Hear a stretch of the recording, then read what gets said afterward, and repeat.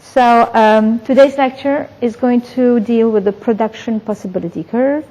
And in general, as a definition, it pretty much reflects what the name says, production possibility, how much an economy could produce.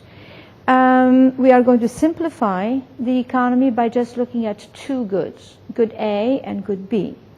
And we will try, by trial and error, to figure out how many units of A and how many units of B we could produce simultaneously. So we could express that information using either a table or a graph. Here I have a few numbers jotted down, and let me show you how the table is going to be reflected in the curve. We have different points that represent different combinations. So this is good A and this is good B. For our graph, we have put good B on the vertical axis and good A on the horizontal. So to show this point, point 1, it will represent 5 units of A and 0 of B. That would be a point right here. The next would be 4 units of A and 6 units of B. So that would be right here. Then 3 units and 11, roughly here. 2 units and 14. 1 unit and 16. And 0 of A along with 17 units of B. So that represents our production possibility curve. Now we could move from point 2, 3, 4, 5, from point 5 to point 4, moving from here to here, from here to here, and that represents that we're going to be using or producing less B. We went from 16 to 14, and more A, from 1 to 2. So as you move along the production possibility curve, you are looking at a different option, different combination. But you are still very efficient and very productive because you show you are on the line. Now how about a point out here? About a point outside? Well, a point outside will represent, that point right here would represent about 4 units of A, well, maybe even 4.5 units of A, as well as 16 units of B. But that is an unattainable point because it shows that we are producing more of both, which is beyond our limitation. This is our limitation. Now how about a point inside, like right here, where you're producing 6 units of B and 1 unit of A? Well, this is very inefficient because if you only wanted 1 unit of A, you could at the same time have been producing 16 units of B. So a point inside is a point of inefficiency. A point outside is unattainable. As long as you are on the line, you are producing efficiently. Therefore, you are using all of your resources. So that brings us to the limitations. Well, the limitations, when we draw the production possibility curve, are the number of resources that we have, along with the technology, which allows us to produce more or less efficiently. So how about if those resources are going to change? Let's say that we have a population explosion or more lenient immigration policies. Well, then the whole line could shift. If we have more people, if we have more labor, then we would be able to move the whole line out. Moving the whole line out means that we're able to produce more of A and of B. While when we moved along the line, we produce more of one at the expense of the other. How could you move the production possibility curve in? Stop and think for a minute. Maybe you can freeze that frame. Well, I'll give it away. If you are moving your production possibility curve in, it is because we have less resources.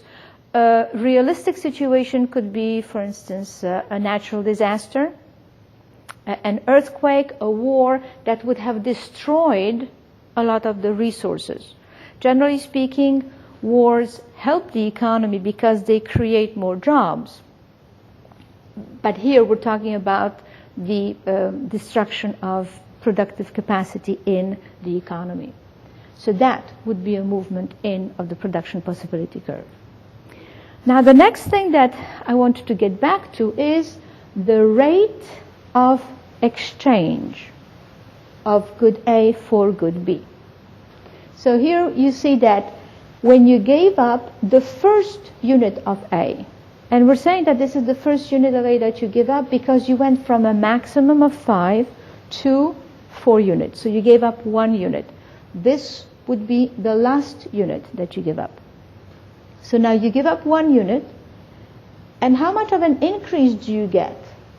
Well, you go from 0 to 6, you have an increase of 6. Now next, we give up 1 more, and then we see that the increase from 6 to 11 is of 5.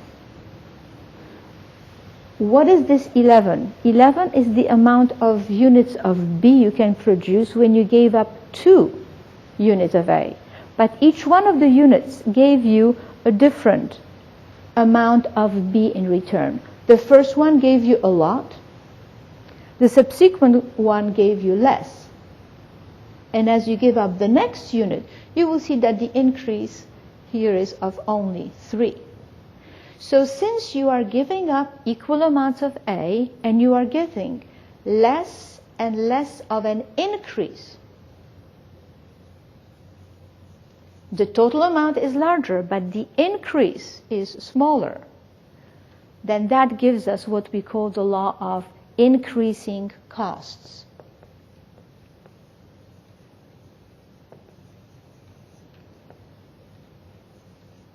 Costs are going up because for the same 1 unit of A, you are getting less as we give up more and more of A. So that's what we call the law of increasing costs.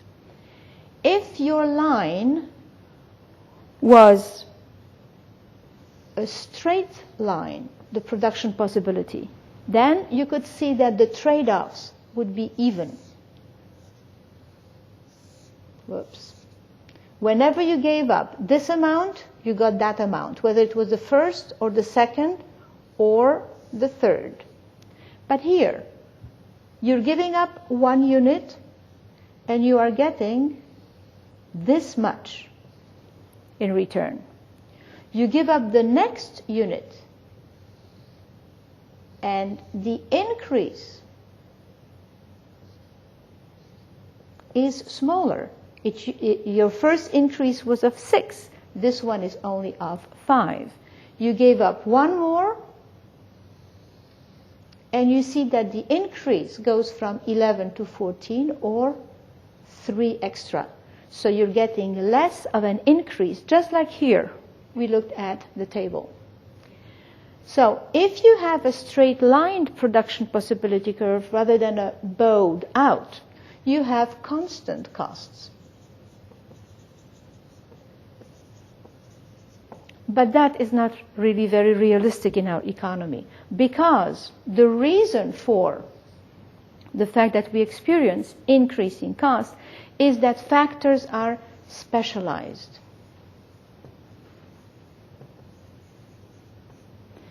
And by that, we mean that as you are giving up the first unit of A, you are going to free resources that are best qualified for the production of B.